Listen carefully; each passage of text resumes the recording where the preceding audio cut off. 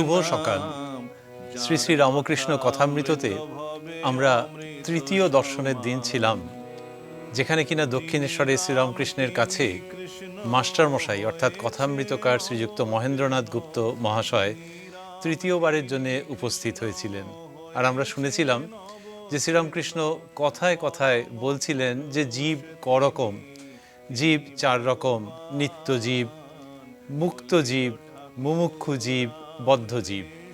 তার মধ্যে বদ্ধ জীবের কথায় তিনি এসেছিলেন। আর পুকুরে জাল ফেলা হয়েছে, মাছেরা জালে পড়েছে, কেউ কেউ জালে পড়েইনি, কোনো কালেই জালে পড়ে না, এই সমস্ত কথা তিনি দিব্যি টুকটুক টুকটুক করে বুঝিয়ে যাচ্ছিলেন, যার মধ্যে দিয়ে অনেক জিনিস সহজ হয়ে যাচ্ছিল, অনেক দরকারি ধর্ম প্রসঙ্গ আসছিল এবং আমাদের দৈনন্দিন জীবনের জন্যে খুব প্রয়োজনীয় উপদেশ আসছিল। তব কথামৃতম তপ্ত জীবনম কবিভিরীড়িতম। এই সবের মধ্যে আমরা ছিলাম যখন শ্রীরামকৃষ্ণ ওই সব কথা বলেছেন, পুকুরের কথা বলেছেন, জেলে মাছ ধরছে সেই কথা বলেছেন। বলতে বলতে উনি বদ্ধজীবের প্রসঙ্গ আরেকটু পরিষ্কার করে বলছেন। বদ্ধজীবের প্রসঙ্গ বলতে পারি, বদ্ধজীবের জীবনের দুঃখ বলতে পারি, বদ্ধজীবের জীবনের অসম্পূর্ণতা বলতে পারি।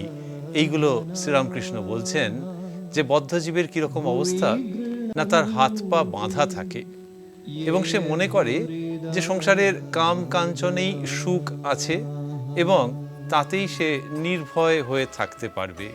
এই কথা শ্রীরামকৃষ্ণ বলছেন বদ্ধজীবের জীবনের প্যাথেটিক অবস্থার কথা, বদ্ধজীবের ট্র্যাজেডির কথা, যে সে কাম কাঞ্চনের মধ্যেই ডুবে রয়েছে।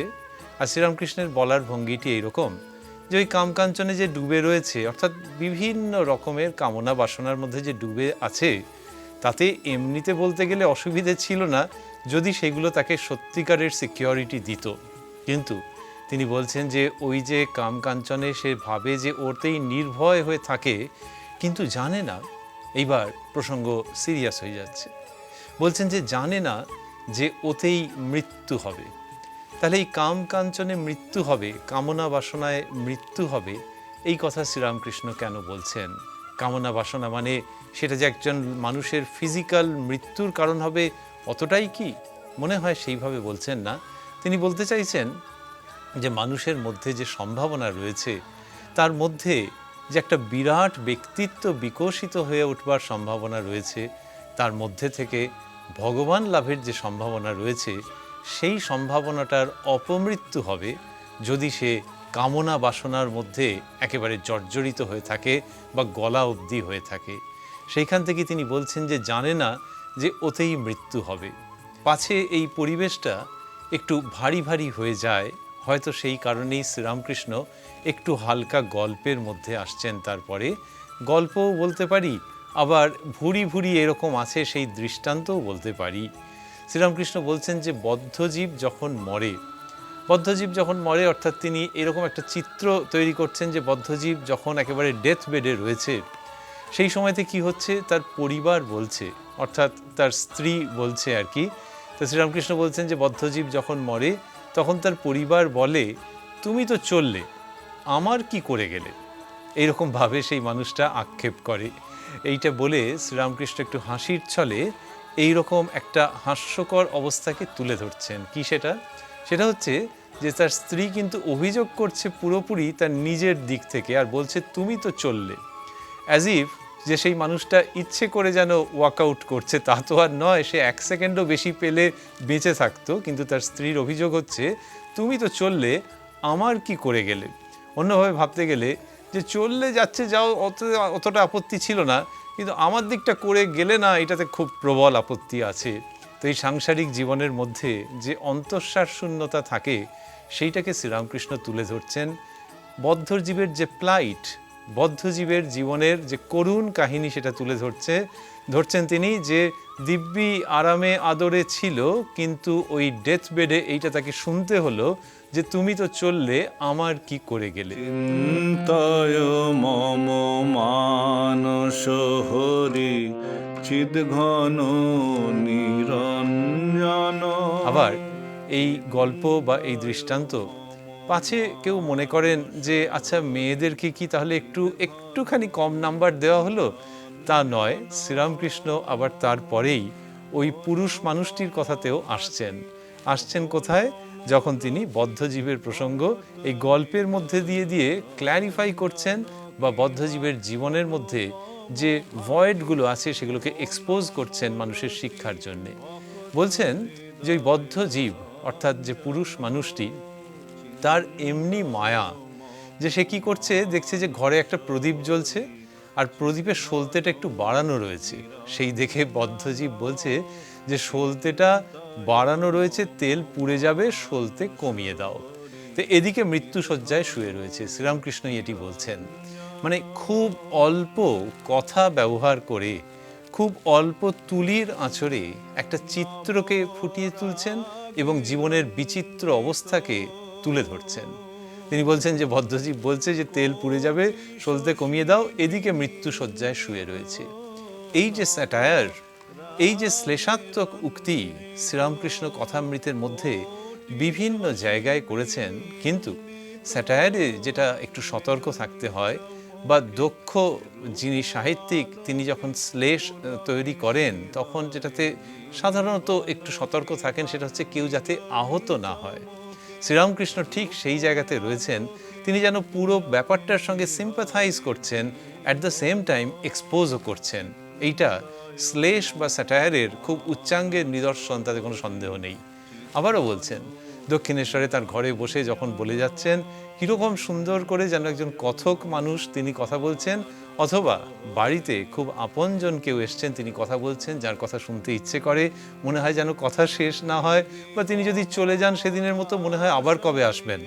শ্রীরামকৃষ্ণ সেই ভঙ্গিতে বলছেন যে দেখো বদ্ধজীবেরা ঈশ্বর চিন্তা করে না, বদ্ধজীব ঈশ্বর চিন্তা করে না, এবং সে কি করে, অবসর পেলে আবোল তাবোল ফালতু গল্প করে, নয়তো মিছে কাজ করে। বলছেন যে বদ্ধজীব ঈশ্বর চিন্তা করে না, অবসর পেলে কি করে, আমরা ওই শব্দটাতে আসছি। তিনি বলছেন আবোল তাবোল ফালতু গল্প করে। তার ভাষায় এই আবোল তাবোল শব্দটি আমরা কথামৃতের মধ্যে পাচ্ছি। খুব অদ্ভুত লাগছে যে 1882 কথা কথামৃতকার মাস্টারমশাই শ্রীযুক্ত মহেন্দ্রনাথ গুপ্ত বা শ্রীম রেকর্ড করেছেন। শ্রীরামকৃষ্ণের মুখে এই আবোল তাবোল কথা পাচ্ছি ওই 1882-তে। বিশ্ববিখ্যাত কথা সাহিত্যিক বাঙালির সম্পদ সুকুমার রায়ের লেখার মধ্যে আবোল তাবোল কথা আমরা পেয়েছি, কিন্তু তার ঢের আগে শ্রীরামকৃষ্ণের উক্তির মধ্যে এই শব্দটিকে দেখতে পেয়ে আমাদের আনন্দ হচ্ছে, এবং আমরা ভাবছি যে কি করে সেই কামারপুকুরের দরিদ্র ব্রাহ্মণ তিনি যখন দক্ষিণেশ্বরে কথা বলছেন তখন এরকম একটা আধুনিক মেজাজের শব্দ, একটা লব্জ তিনি ডেলিভার করছেন, তিনি সেটি পরিবেশন করছেন। শ্রীরামকৃষ্ণের কথায় যদি আমরা ফিরি, তিনি বললেন যে বদ্ধজীব কি করে, যে অবসর পেলে সে আবোল তাবোল ফালতু গল্প করে। আবোল তাবোল বলতে মিনিংলেস গল্প হচ্ছে অনেকক্ষণ ধরে, কিন্তু কোথায় যে পুরো প্রসঙ্গটা কনভার্জ করছে, তার যে কন্টেন্টটা মাথামুন্ডু কি, কিচ্ছু বোঝা যাচ্ছে না। আজকে আমরা আবোল তাবোল বললেই এটা বুঝি, শ্রীরামকৃষ্ণ সেটিকে ব্যবহার করছেন আর করে বলছেন যে ফালতু গল্প করে, নয়তো মিছে কাজ করে। এই যে মিছে কাজ করে, আর তাকে যদি কেউ জিজ্ঞেস করে যে তুমি এসব করছো কেন, তখন সে বলে যে আমি চুপ করে বসে থাকতে পারি না, আমি চুপ করে বসে থাকতে পারি না, তাই এসব করছি। কখনো হয়তো দেখা গেল যে এই যে বদ্ধজীব সে বেড়া বাঁধছে, কেউ বেড়া বাঁধতে বলেনি, কিন্তু সে বেড়া বাঁধছে, আবার বলছে যে সময় কাটছে না তো ওই জন্য তাস খেলছি। শ্রীরামকৃষ্ণ বলছেন যে সময় কাটে না দেখে সে তাস খেলে। তাহলে বদ্ধজীব বেড়া বাঁধে, তাস খেলে। এই সব কথা যখন শ্রীরামকৃষ্ণ বলছেন, কথামৃততে রয়েছে, যারা শুনছেন দেখছেন তারা অনেকেই হয়তো সেটি মনে করতে পারবেন যে এরপরেই কথামৃতকার ব্র্যাকেটের মধ্যে লিখছেন সকলে স্তব্ধ। হাসতে হাসতে কথাগুলো হচ্ছে, কিন্তু একটা অদ্ভুত রকমের সাইলেন্স সেই জায়গাতে প্রিভেইল করছে, নেমে আসছে ওইখানে। সকলে স্তব্ধ হয়ে রয়েছেন। স্তব্ধ হয়ে রয়েছেন কেন? স্তব্ধ হয়ে রয়েছেন নিজেদের জীবনের কথা ভেবে, যে সত্যি সত্যি আমরা কতটা সময় বৃথা নষ্ট করি আর বলি যে সময় কাটছে না, কিন্তু এই সময়টা কনস্ট্রাকটিভ জায়গায় দেওয়া যেত। এবং শ্রীরামকৃষ্ণ যেটি শেখাচ্ছেন সেটি হচ্ছে যে এই সময় জীবনের শ্রেষ্ঠ সাধনার জন্য দেওয়া যেত, এই সময়টা ঈশ্বর লাভের জন্য দেওয়া যেত। আজকের দিনের মানুষ সোশ্যাল মিডিয়াতে কত সময় দেন। হয়তো তিনি বেড়া বাঁধেন না, হয়তো তাস খেলেন না, কিন্তু ভিডিও গেম, কার্ড গেম খেলেন এবং সোশ্যাল মিডিয়াতে অনেক সময় দেন। কেউ কেউ আক্ষেপ করে বলেন, আমরা জানি না সত্যি কিনা, যে সোশ্যাল মিডিয়া কেমন যেন আমাদের আনসোশ্যাল করে দিচ্ছে। সেখানে শ্রীরামকৃষ্ণকে মনে পড়ে এবং সেদিনের সেই মানুষগুলোর স্তব্ধতা মনে পড়ে যখন শ্রীরামকৃষ্ণ বলছেন যে বদ্ধ জীব এইভাবে সময় নষ্ট করে। আমরা ঠিক এই জায়গাটাতে ফিরব এবং এই প্রসঙ্গে স্বামী বিবেকানন্দ কি অদ্ভুত কথা বলেছেন এবং এই ধারণাটিকে কোন উচ্চতায় নিয়ে গিয়ে পৃথিবীর মানুষের কাছে পরিবেশন করেছেন, যে জীবনের সময় অমূল্য এবং সেটাকে কি করে সদ্ব্যবহার করতে হবে।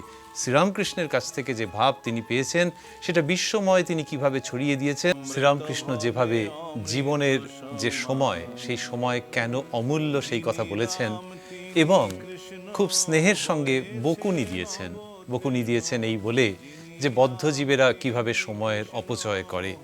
বদ্ধজীব মানে আপনার আমার মতো সাধারণ মানুষ সকলেই বোধহয় অল্প বিস্তর ওই গ্রুপের মধ্যে পড়ছি কোনো না কোনো সময়তে, যে গ্রুপের মানুষেরা কি করছেন না, জীবনের শ্রেষ্ঠ উদ্দেশ্যের জন্য নিজেদেরকে পুরোপুরি আত্মনিয়োগ না করে অন্য কাজে সময় নষ্ট করে ফেলছেন বা অন্য অকাজে সময় দিচ্ছেন। এইসব কথা শ্রীরামকৃষ্ণ বলেছেন কথামৃতের মধ্যে। স্বামী বিবেকানন্দ এই যে জীবনের প্রতিটা ক্ষণকে কিভাবে কাজে লাগাতে হবে সেটা তার মতো করে বলেছেন। শ্রীরামকৃষ্ণের যে উপদেশ তিনি মর্মে মর্মে উপলব্ধি করেছেন, সেটিকে স্বামী বিবেকানন্দ বিশ্বময় ছড়িয়ে দিচ্ছেন। তিনি বলছেন, take up one idea, make that one idea your life. Think of it, dream of it, live on that idea. Let the brain, muscles, nerves, every part of your body be full of that idea and just leave every other idea alone. This is the way to success. Swami Vivekananda বলছেন, কামারপুকুরের সেই সাধারণ ব্রাহ্মণ ঘরের পূজারী মানুষ শ্রীরামকৃষ্ণের কাছ থেকে যে ভাব পেয়েছেন সেটি বলছেন। ইংরেজিটা ছোট্ট ছোট্ট করে আবার যদি অল্প অল্প অংশ আমরা আবার স্মরণ করি, টেক আপ ওয়ান আইডিয়া। এই যে একটা আইডিয়াকে নিয়ে তার জন্য জীবন দিয়ে দিতে বলছেন, যে এইটার কথা তুমি ভাবো, এইটার কথা তুমি স্বপ্ন দেখো, এইটা তোমার একেবারে শরীরের রক্ত মাংসের সঙ্গে যেন এক হয়ে যায়। এই যে কথা তিনি বললেন, let the brain, muscles, nerves, every part of your body be full of that idea.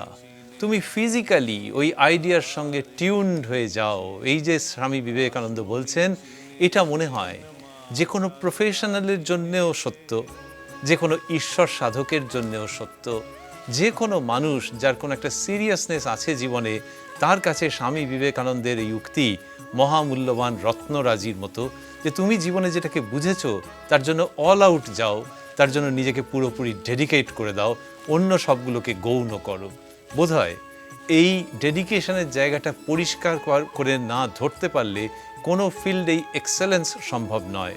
আর মানুষের জীবনের সর্বোচ্চ এক্সেলেন্স কোনটা, সেটি শ্রীরামকৃষ্ণ বলছেন কথামৃতের প্রায় পাতায় পাতায় সেই স্বর শুনতে পাওয়া যায়, যে ঈশ্বর দর্শনই মানুষ জীবনের উদ্দেশ্য। এই যে ঈশ্বর দর্শনই মানুষ জীবনের উদ্দেশ্য, শ্রীরামকৃষ্ণ যে বলছেন ওই গ্রেটেস্ট পারসুট, তার জন্যে জীবনটাকে পুরোপুরি দিয়ে দেওয়া, জীবনটাকে পুরোপুরি ডেডিকেট করা। সুতরাং স্বামী বিবেকানন্দ যখন বলছেন যে ওই একটা আইডিয়ার জন্যে অল আউট যেতে, তার সঙ্গে এই কথামৃততে প্রাপ্ত শ্রীরামকৃষ্ণের চমৎকার উক্তিকে যদি মেলাই, তাহলে দাঁড়াচ্ছে যে ঈশ্বর লাভের জন্যে যে সাধন, সেইটার জন্য তোমার দেহ মন প্রাণ সমস্ত কিছু সমর্পণ করবার জন্যে বন্ধু প্রস্তুত হও। আবার যদি দক্ষিণেশ্বরে ফিরি, সেখানে ওই বদ্ধজীবের কথা শ্রীরামকৃষ্ণ বলেছেন, তো খুব মরমী ভঙ্গিতে বলেছেন, কাউকে আহত করবার জন্য বলেননি, কিন্তু জাগানোর জন্য বলেছেন। সেইটাতে মনে হয় ভক্তদের খুব ভালো লেগেছে। এবং ওই তৃতীয় দর্শনের দিন, যে প্রসঙ্গের মধ্যে আমরা রয়েছি, সেদিনকে একজন ভক্ত জিজ্ঞেস করছেন খুব বিনীতভাবে যে, মহাশয়, এরকম সংসারী জীবের কি কোনো উপায় নেই? এই কথা শ্রীরামকৃষ্ণকে জিজ্ঞেস করলেন। এরকম সংসারী জীব, তার মানে ভেতরে ভেতরে একটু কষ্ট হয়েছে, একটু আশঙ্কা হয়েছে। আশঙ্কা কোত্থেকে জানছি? যখন ঠাকুর বলছেন যে বদ্ধজীব কোনো হাতে কাজ নেই বলে বেড়া বাঁধে বা তাস খেলে আর বলে যে আমি চুপচাপ থাকতে পারি না, কথামৃততে রয়েছে যে তখন সকলে স্তব্ধ। আমরা অনেক সময় স্তব্ধতা বোঝানোর জন্য বলি যে যেন হার্টবিট শোনা যাচ্ছে।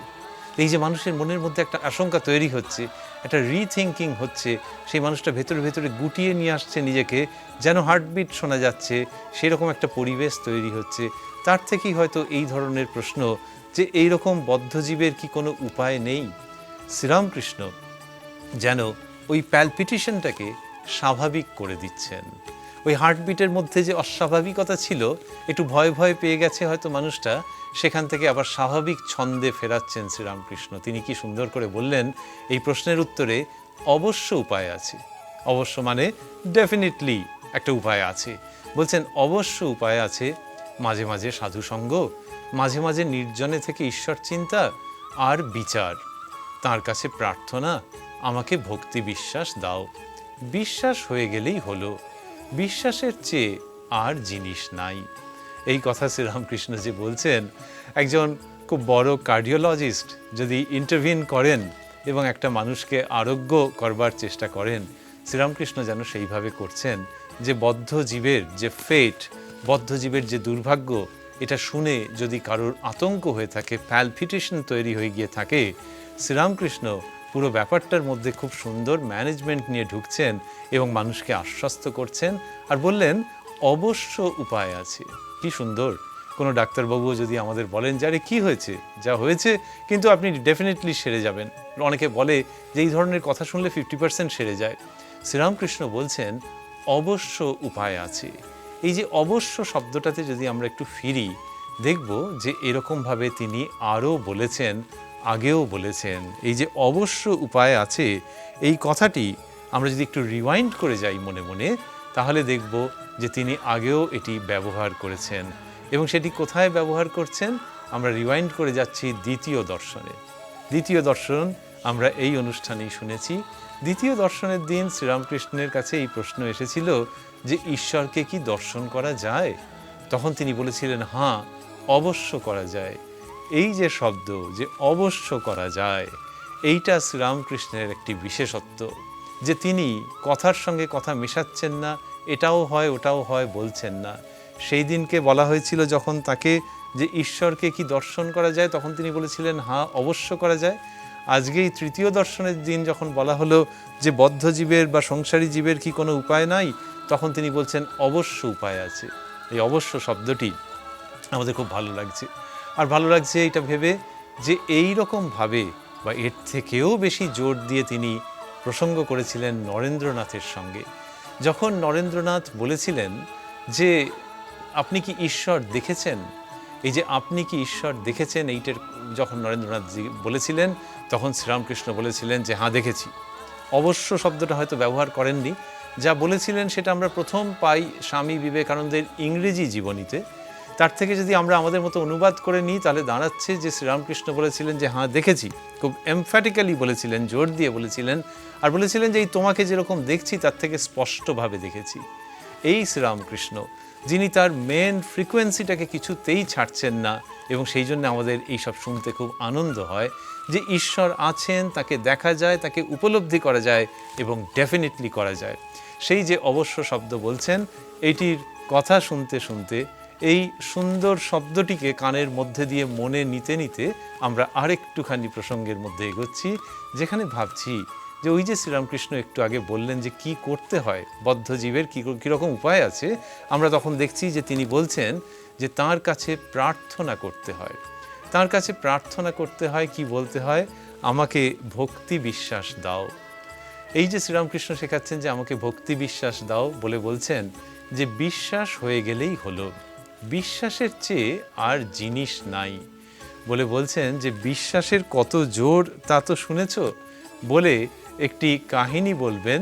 সেই কাহিনীটি হচ্ছে রামচন্দ্রকে নিয়ে। এই শ্রীরামকৃষ্ণ বারবার বলছেন যে একটা বিশ্বাস চাই এবং বিশ্বাসের ওপরে ভর করে মানুষ এগোবে। সেটি বলতে বলতে তিনি রামচন্দ্রের কথা বলবেন, তিনি বিভীষণের কথা বলবেন এবং কি সুন্দর করে দেখাবেন যে একটা বিশ্বাস, একটা কনভিকশন মানুষকে কোথায় নিয়ে যেতে পারে, কোন উচ্চতায় নিয়ে যেতে পারে এবং কি দুস্তর বাধা অতিক্রম করাতে পারে। সেই সব প্রসঙ্গের মধ্যে আমরা পরের অনুষ্ঠানে থাকব। আপাতত ভাবছি যে এই যে বিশ্বাস, এই বিশ্বাসটা না থাকলে না কিছু করা যায় না। একটা কোথাও কনভিকশন থাকতে হবে, তা না হলে যিনি ধর্মপথের মানুষ, যিনি অর্থনীতির মানুষ, যিনি রাজনীতির মানুষ, যিনি সমাজনীতির মানুষ, বেসিক একটা বিশ্বাস না থাকলে তিনি এগোতে পারেন না। শ্রীরামকৃষ্ণ এই বিশ্বাসের জায়গাটি মানুষের মধ্যে নতুনভাবে এস্টাবলিশ করেছেন এবং ওই যে সংশয় মানুষকে কুড়ে কুড়ে খায়, সেখান থেকে তাকে উদ্ধার করে বিশ্বাসের স্বর্গে উত্তীর্ণ করেছেন, বিশ্বাসের রাজপথ দিয়ে নিয়ে গেছেন। এইসব প্রসঙ্গ মানুষের কাছে শুধু যে ধর্মের একটা বাতাবরণের মধ্যে থেকে আসে তাই নয়, কথামৃত যখন কেউ পড়েন তখন এই বিশ্বাস অর্থাৎ আত্মবিশ্বাসের যে জায়গা, ঈশ্বর বিশ্বাসের যে প্রসঙ্গ, সেগুলো মানুষের দৈনন্দিন জীবনকেও যেন ঠিকঠাক গেঁথে দেয়। ॐ निरञ्जनं नित्यमनन्तम् কথামৃতের মধ্যে দিয়ে আমরা পারমার্থিক সংবাদ যেমন পাই, তেমনি এই ইহলৌকিক যে জগৎ, সেখানেও নিজের পায়ে দাঁড়ানোর খুব চমৎকার বার্তা আমরা পাই। এই সমস্ত কিছুর মধ্যে আমরা পরে আরও গভীরে ঢুকব এবং এই অমৃতকে আমাদের মতো খুব খুব করে আস্বাদন করবার চেষ্টা করব।